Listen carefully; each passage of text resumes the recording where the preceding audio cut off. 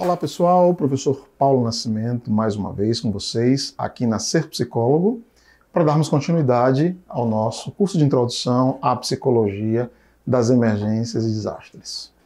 Na aula passada nós tratamos da questão dos primeiros cuidados psicológicos, trabalhando ainda as fases, nós não terminamos isso, nós vamos voltar à questão do que a psicologia deve fazer em cada fase da gestão integral dos riscos e desastres, mas nessa aula nós vamos aqui abrir um parênteses para apresentar para vocês, de um modo resumido, um importante documento do Conselho Federal de Psicologia, que é uma nota técnica que serve para orientar a categoria em face da atuação com situações de emergências e desastres.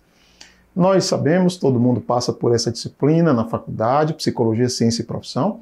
Sabemos que uma das atribuições do sistema conselhos, Conselho Federal e conselhos regionais de psicologia, uma de suas atribuições é orientar o exercício profissional da categoria. E essa área, a área das emergências e desastres, é uma área novíssima, é uma área que nós estamos construindo essa tradição. Não há uma tradição muito longa da atuação de psicólogos nessas situações. Portanto, esse documento é muito valioso, esse documento é muito interessante. Eu sugiro que ao final dessa aula, ou agora você pode pausar a aula, e procure esse documento na internet, baixe esse documento, não é um documento muito grande, é um documento conciso, mas ele é fundamental. Nós temos também já publicado uma referência técnica pelo CREPOP, se vocês entrarem no site do Conselho Federal de Psicologia, vocês encontram esse documento, referências técnicas para a atuação de psicólogos e psicólogas em situações de emergências e desastres. É um outro documento, nós não vamos resumi-lo aqui nessa aula, mas é um outro documento importantíssimo para quem quer conhecer melhor esse campo ou para quem quer pesquisar sobre esse campo e mais ainda para quem quer atuar nesse campo, ok? Então vamos lá, eu quero apresentar para vocês um resumo dessa nota.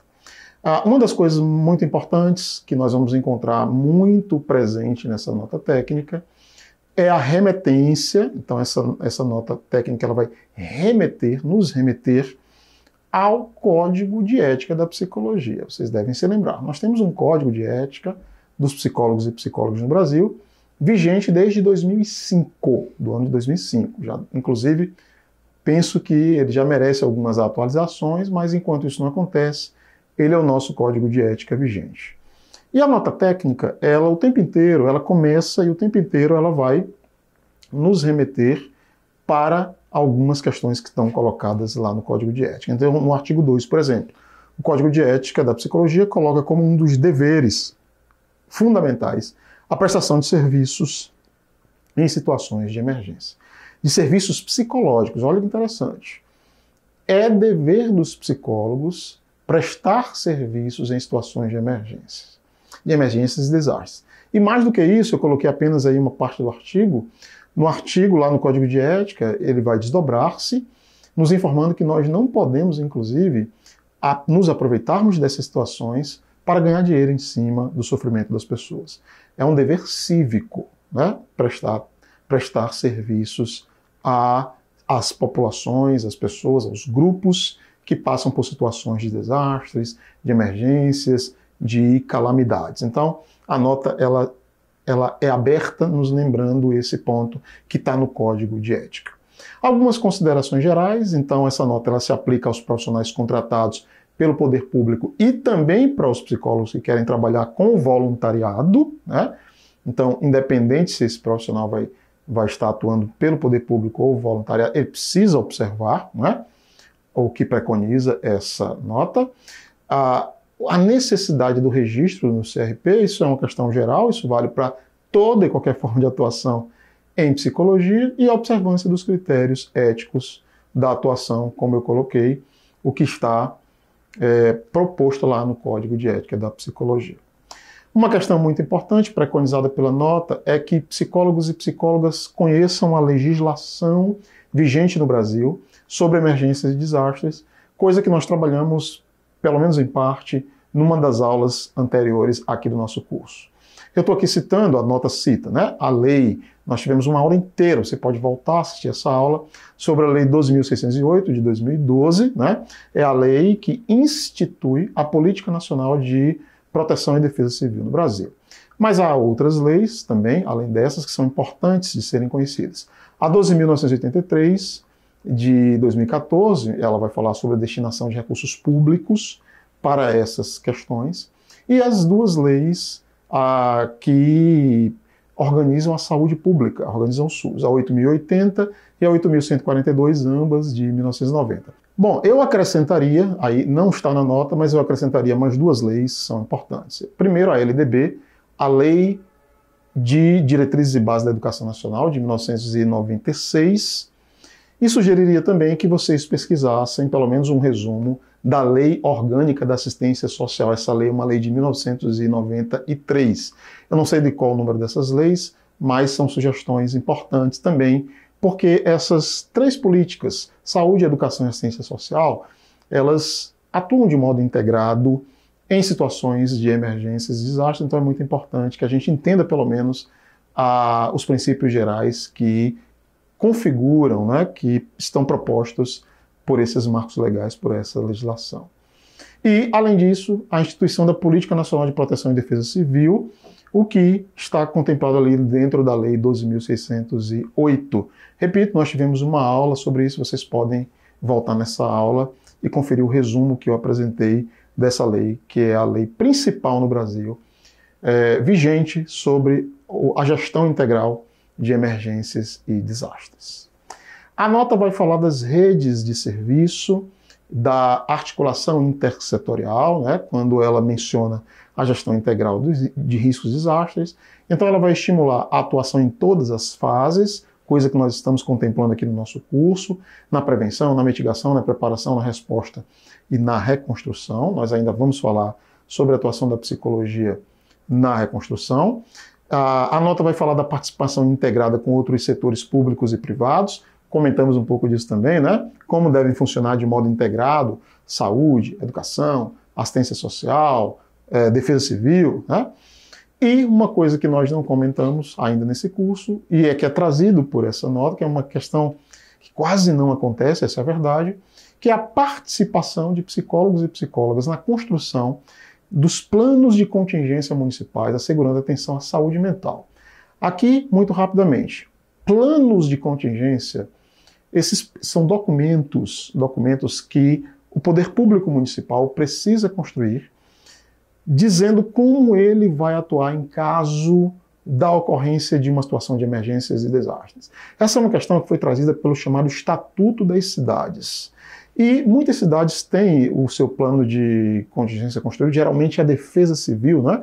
É o Departamento de Defesa Civil quem elabora esse plano de contingência, mas na maioria esmagadora das vezes sem a participação de psicólogos e psicólogas, o que faz com que as questões de saúde mental não sejam contempladas. Contempla-se tudo, né? As questões dos cuidados médicos, de enfermagem, questões urbanísticas, paisagísticas, questões de arquitetura, de engenharia, e as questões de saúde mental acabam ficando de fora. Então isso é um espaço que precisa ser ocupado e precisa haver psicólogos e psicólogas preparados para, na construção do plano de contingência, que tem validade, né, as questões de saúde mental também possam ser contempladas. Uma outra questão trazida pela nota é sobre o trabalho do psicólogo voluntário, porque pode-se atuar de modo voluntário em ONGs, né, em associações, em grupos religiosos, que acolham pessoas, ou de repente pela iniciativa da própria pessoa, isso pode acontecer também. Essa atuação de modo voluntário, ela precisa também observar os princípios que são colocados pela nota e pelos outros documentos aos quais a nota faz menção, dentre eles o Conselho de Ética. Então veja, os voluntários precisam agir de modo compatível com o Código de Ética da Psicologia, garantindo direitos dos grupos vulneráveis. E olha que interessante, e eles precisam conhecer a chamada Lei do Voluntariado. Temos lei no Brasil para tudo, né? A Lei do Voluntariado é a Lei 9.608, de 1998, que vai estipular lá como deve se dar essa atuação. E isso é muito importante de ser dito, porque por que precisa haver uma lei do voluntariado? Porque muitas vezes situações de emergências e desastres tornam determinadas comunidades vulneráveis a um trabalho meio que predador de algumas pessoas, de políticos, que podem querer tirar vantagens políticas de determinadas situações de vulnerabilidade. Por isso, o próprio voluntariado, ele tem uma lei que é importante que ela seja conhecida por quem vai atuar nessas questões. Deveres específicos dos psicólogos. Aqui um grupo, eu vou passar rapidinho, um grupo de deveres específicos dos psicólogos, eles não podem esquecer, que estão contemplados aqui nessa nota. Então, estabelecer contrato inicial e fornecer devolutiva para as pessoas, realizar registros documentais e prontuários, eles devem fazer isso. Esses prontuários eles têm validade, isso está explicadinho na resolução número 5 do ano 2010 do Conselho Federal de Psicologia. A elaboração de documentos escritos, laudos, pareceres, relatórios de observação, a preservação do sigilo das informações, como está preconizado no artigo 9 do Código de Ética. E aí nós estamos falando da atuação profissional direta. Mas essa atuação ela pode ter a ver com, além da atuação profissional direta, com trabalhos, com atuações do nível acadêmico, como estágios, supervisão de estágios, realização de pesquisas sobre essas questões, né?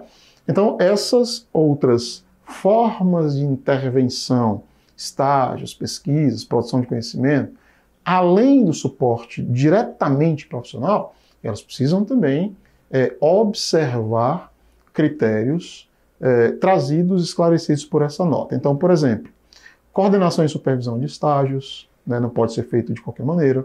Coordenar e orientar atividades de pesquisa, e aí eu vou falar um pouquinho melhor sobre isso, porque tem questões éticas muito interessantes.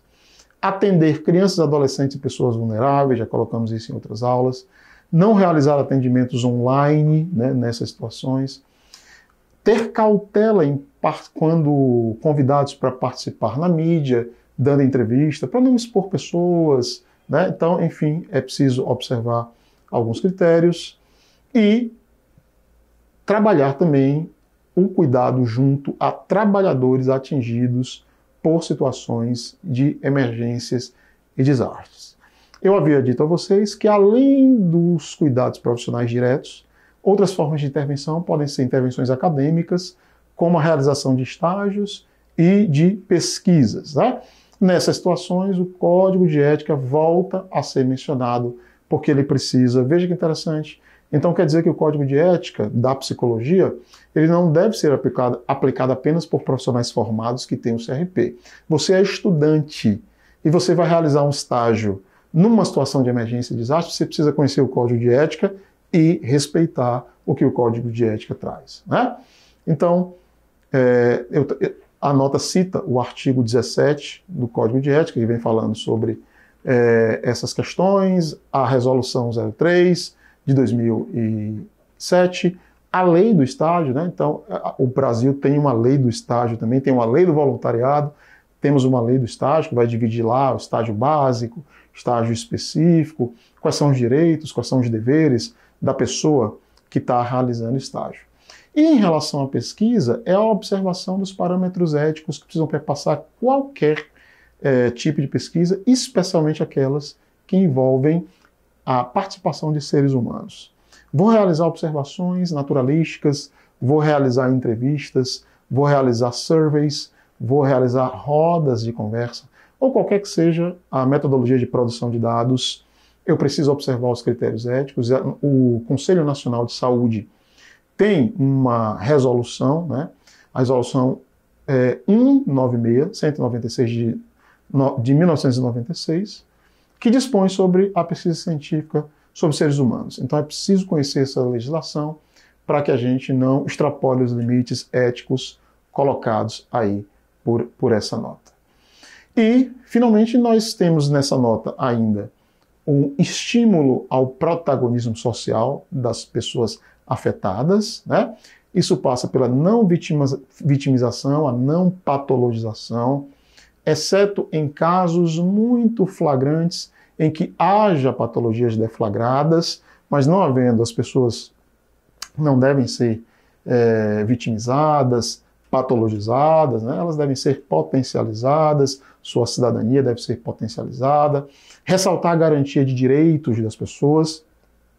Há muitos direitos reconhecidos por diferentes legislações brasileiras para as pessoas que vivem, as famílias que vivenciam situação de emergências e desastres. A gente precisa conhecer esses direitos para a gente funcionar como mediadores entre esses direitos e as pessoas.